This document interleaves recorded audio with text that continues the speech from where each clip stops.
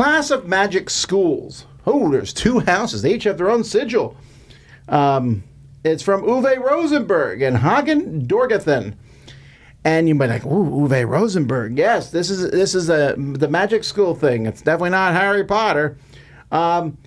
This is a 2-player game, but this is not a new game. This is a reprint of an old game called Babel, which was in the old Cosmos 2-player line. Now, Yellow's redone it with Magical School. Back and forth. It's a vicious, in-your-face style game. Let's take a look at it. In this game, you are trying to complete trials. Trials are from 1 to 5, and if the top level of your trials on your side of the board is ever 15 or higher, you win. Or if they're all run out, then you see who has the most. Players are going to be playing student cards. And on your turn, the first thing you'll do is you'll draw 3 cards from the deck and add it to your hand. You can then move your emblem. Your emblem starts here. I can play that yellow and move them to this spot. You can play students at a spot. You can play basically as many as you want. And you can also complete a trial on either side, not your own, what you start with. So here I have 3 students. I can build a level 1 there. At the end of every round, more trials are going to come out. And later on, I would be able to build a number 2 here. Now, my token has to be at this spot to be able to do it. And a 2 is built on top of a 1. A 3 is built on top of a 2, etc. Now, the reason these students are colored is because if you ever have 3 together of the same color in a spot, you can spend the middle one to cast a spell. And these spells do all sorts of things. Red one kills all your opponent's trial cards here and puts them on top of the deck. Yellow lets you move people. You can steal someone. Green, discard everyone of a color. Blue, you can skip a trial. And purple, you can steal your opponent's top trial to your side. There's also a curse, and you can do, instead of using what the normally is, you can make your opponent discard half the cards in their hand, rounded down. So you're going to go back and forth fighting on this, and every round, 2 more cards come out here, and you can build the top of yours or the top of your opponent's.